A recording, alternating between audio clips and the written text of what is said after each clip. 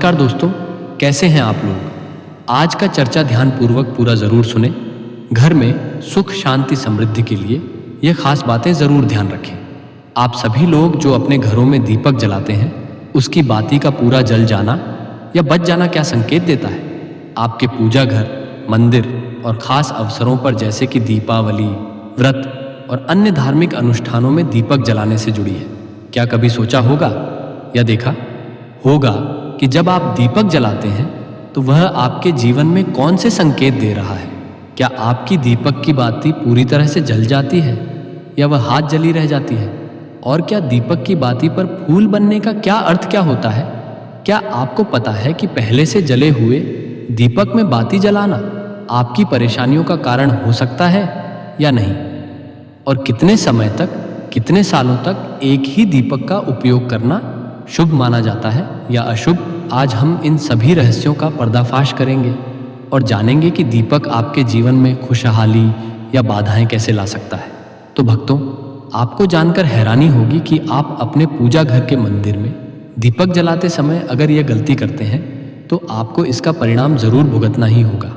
दीपक की बाती का पूरा जल जाना और बाकी का बच जाना भी अलग अलग संकेत देता है, जो आपके लिए जानना बहुत जरूरी है।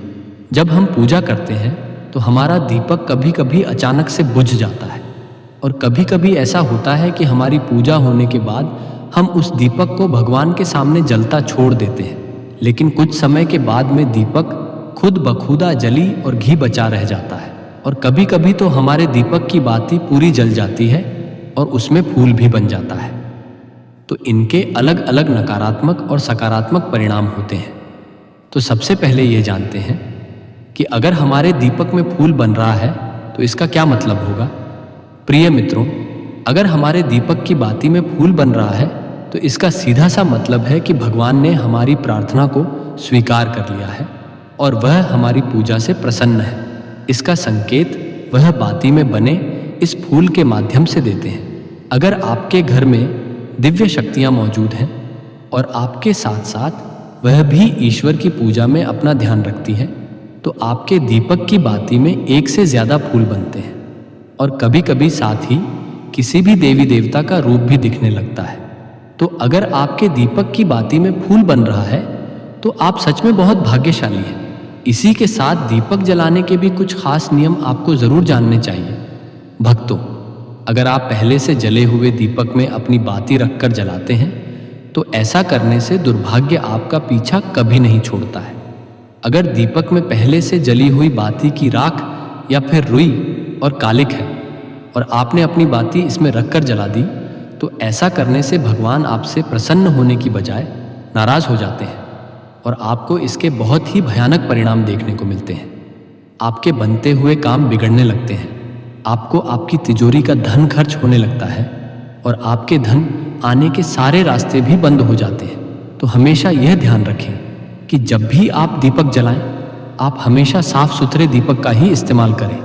दोस्तों, इसी के साथ कुछ लोगों की आदत होती है कि वह हर थोड़े दिन बाद अपने दीपक को बदल देते हैं। इस पर गुरुजी का कहना है कि आप जिस दीपक से पूजा करते हैं उसे कभी मत बदलिए, आप उस दीपक को सिद्ध हो जाने दीजिए। जब कोई दीपक रोजाना भगवान के सामने जलता है तो वह दीपक समय के साथ सिद्ध हो जाता है। भगवान की सकारात्मक ऊर्जा उस दीपक में आ जाती है और जब भी आप वह दीपक जलाते हैं तो आपका तन और मन दोनों पवित्र हो जाते हैं। तो आप हर रोज उस दीपक को साफ कीजिए, फिर उसमें बाती रखकर जलाएं। आप जितनी बार भी दीपक जलाएं, उतनी बार उस दीपक को साफ करके बार बार उसी दीपक में बाती जलाएं। लेकिन अगर आप गलती से भी उस दीपक को बदलते हैं तो आपकी तरक्की में रुकावट आ सकती है। इसलिए आप अपने दीपक को कभी भी मत बदलना। 10 साल 20 साल तक आप उसी दीपक में लगातार बाती जलाएं। इससे आपका दीपक सिद्ध हो जाएगा और आप इसका चमत्कार अपने घर में भी देख सकते हैं। अगर आपके घर में कोई भी रोगी हो, बीमार हो या किसी का बुखार नहीं जा रहा हो, तो आप इस दीपक को थोड़ी देर के लिए किसी बर्तन में डालिए और अब उस रोगी को यह पानी पिला दीजिए। 10 से 15 मिनट के भीतर उसका बुखार उतर जाएगा। वहीं अगर आपके घर में किसी को नजर लगी हो या फिर आपके व्यापार में किसी की नजर लगी हो, आपका धंधा अच्छे से नहीं चल रहा हो, तो भी आप इस दीपक को तांबे के बर्तन में पानी भरकर उसमें डाल दीजिए और रात भर के लिए छोड़ दीजिए। अगले दिन सुबह पानी का छिड़काव अपने घर में और अपनी दुकान पर करिए।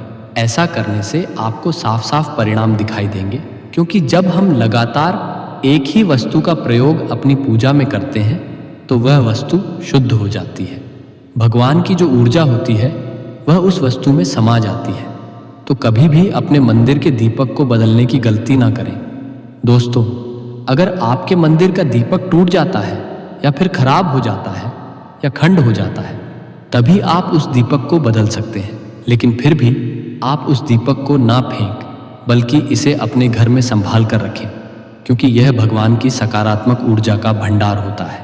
वहीं अब आपको यह भी बता देते हैं कि अगर आपके दीपक की बाती पूरी नहीं जलती है और आपके दीपक में घी बच जाता है तो इसका क्या परिणाम होता है।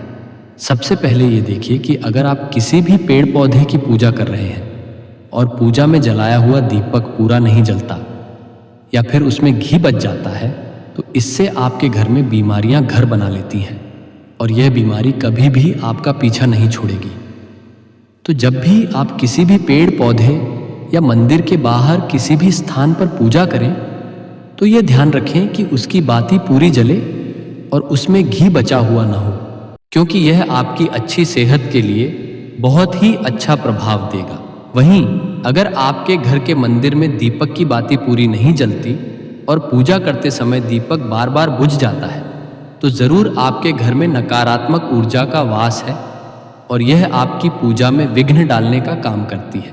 दोस्तों, हमारे घर में अगर कोई बुरी शक्ति होती है या फिर कोई ऐसी ऊर्जा होती है जो यह नहीं चाहती कि आपके घर में भगवान की कृपा हो और सकारात्मक ऊर्जा हो, तो ये आपकी पूजा सफल नहीं होने देती, क्योंकि भक्तों, एक वातावरण में एक ही तरह की ऊर्जा रह सकती है, या तो सकारात्मक या नकारात्मक। जो बुरी शक्तियां होती हैं वह यह कभी भी नहीं चाहती कि आपके घर में देवी देवताओं की कृपा हो। अगर आपके घर में भगवान ने अपनी कृपा की तो उन बुरी शक्तियों और ऊर्जा का प्रभाव खत्म हो जाएगा।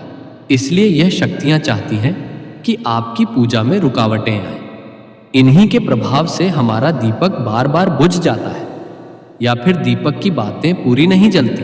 इस सब से बचने के लिए आपको सच्चे मन से भगवान का स्मरण करना चाहिए।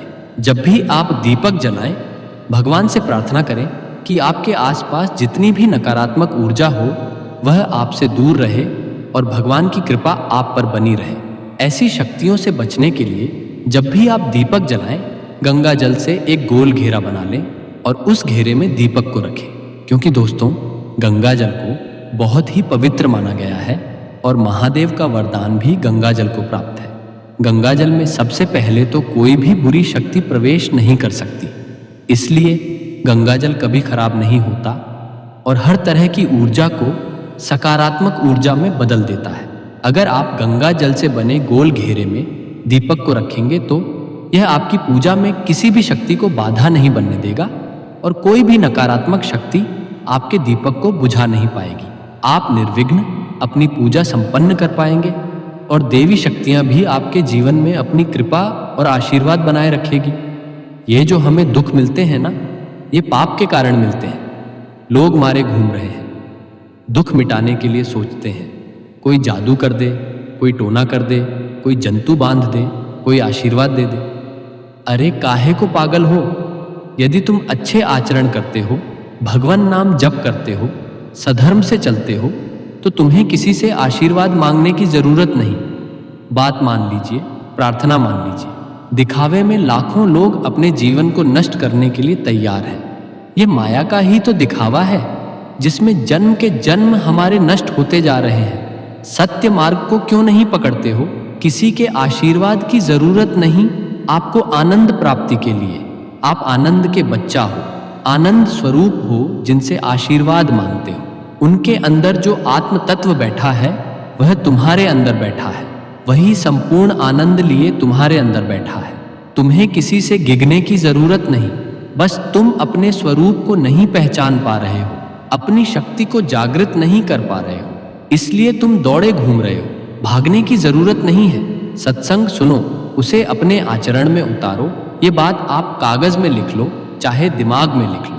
जब तक आपके आचरण शुद्ध नहीं होंगे, जब तक आप भजन नहीं करोगे, जब तक आप दूसरों को सुख नहीं दोगे, मन वचन कर्म से किसी को भी दुख नहीं पहुंचाना, तब तक आप भाग्य यहाँ से लेकर ब्रह्मलोक तक अगर आपको सुख मिल जाए तो बता देना। ब्रह्मभान लोक पुनरावर्तन अर्जुन यहाँ सुख मिलने वाला है। ब्रह्म स्तंभ पर्यंतम सर्व माया जगत यहाँ सुख मिलने वाला है। अगर सुख सिंधु भगवान का भजन नहीं करेंगे, बैठकर अपने घर में बैठकर आधा घंटा भजन नहीं करेंगे, मारे घूम रहे हैं, सोच रहे हैं ये भगवान का अवतार है, हमारा कल्याण हो जाएगा। हे भाई, जब भगवान वास्तविक अवतार लिए और जो भजन नहीं किए उनका भी कल्याण नहीं हुआ। भगवान के अवतार के समय हम भी रहे होंगे, कहीं ना कहीं किसी जीव जंतु के कल्याण हुआ क्या? अब भजन करोगे तो कल्याण हो जाएगा, हमारी बात मान लो। बार बार आपको कभी कड़वे शब्दों में, कभी मीठे शब्दों में बताते हैं, हे भाई, बचपन से भगवान के मार्ग में लगे हुए हैं, हमको अपना कर्म भोगना पड़ रहा है। जो शरीर रचना के समय रचा गया था, वो सुखद या दुखद कर्म भोगना पड़ रामकृष्ण परमहंस जी के कैंसर था, भाई जी हनुमान प्रसाद पोदार जी के उदर में कैंसर था। बड़े बड़े महापुरुषों को भोगना पड़ा, तो प्रारब्ध को भोग लो। ये भोगने की सामर्थ्य नाम जप से आ जाएगी और नाम जप करके जन्म मरण के चक्र से मुक्त हो जाओ। मान लो मेरी बात, क्या वृंदावन की परम पावन रज से बढ़कर त्रिभुवन में कोई रज है? इस रज में बैठकर तुम्हें आनंद नहीं मिल रहा तो कहाँ मिलेगा तुम्हें? क्या भगवान नाम से बढ़कर कोई अमोघ शक्ति है जो भगवान को अधीन कर सके? सुमिर ऐसे ही वीडियो देखने के लिए आप हमारे चैनल को सब्सक्राइब अवश्य करिए।